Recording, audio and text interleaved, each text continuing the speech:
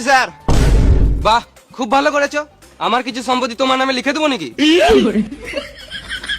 আমাকে দিলে হাই রোডের ধারে 20-30 বিঘে লিখে দিবেন। সালাম মামনি, আমার নিজেরই 2-3 কাঠার বেশি নাই। চলো। না, হেঁটে হেঁটে যাবো না। তাহলে চলো উড়ে উড়ে যাই। আপনি খেপা চুদা নাকি? কেন? আমরা তো মানুষ, উড়বো কি করে? খেপা জুদা তো অভিজিৎ, ও তো জানে মানুষের ডানা থাকে না। তাহলে কি গান মারাতে বলছে হেঁটে হেঁটে যাবো না? না মানে আমি বলতে এলাম বাইকে বা 4 চাকায় যাবো। 4 চাকা কেন, চলো হেলিকপ্টারে যাই।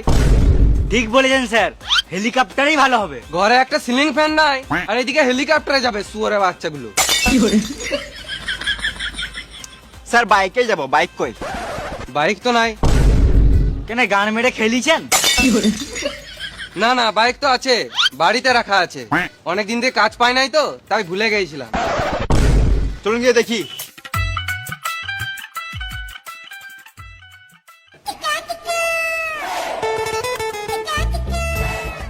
দয়া পাটা লাগাও। আপনার ঘরে কি করে পাতা লাগাবো? দয়া পাটা লাগাও। আগে লোকেশনে যাই, তারপর তো খোঁজাখুঁজি করবো। দয়া পাটা লাগাও। স্যার আপনি দিনে একবেলা খাবার কম খান, কিন্তু জিভ 2-3 বেলা চুলুন, মানে স্পষ্ট কথা বেরোয় না। সালাম মামুনি, গাড়িটা বার করবো, ওই জন্য বলছি সিঁড়িতে পাটা লাগাতে। তোমরা যদি আলবাল শুনো।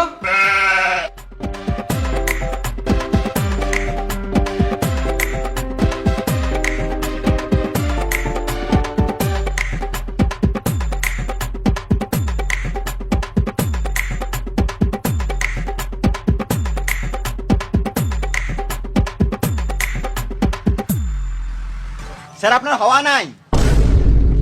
তোমার বাপের হওয়া নাই।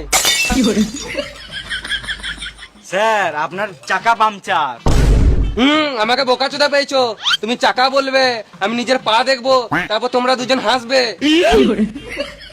আমার এবার রাগ লাগছে। স্যার আপনার বাইকের চাকা পাংচার হয়ে গিয়েছে, আপনার না। এর মানে কিছু বুঝতে পারলে দয়া? না স্যার। এর মানে পাংচার হয়েছে তো, তার মানে গ্যারেজে নিয়ে যেতে হবে আমাদেরকে। দিলো?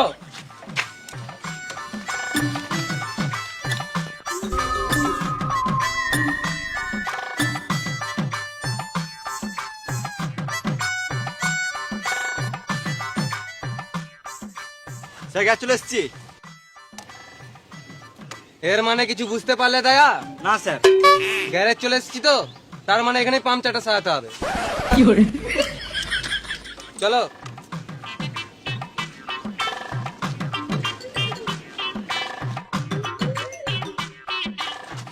গাড়িটা ছেড়ে দাও তো, একটা কেস পেয়েছি, তাড়াতাড়ি যেতে হবে। হ্যাঁ এখনই করছি।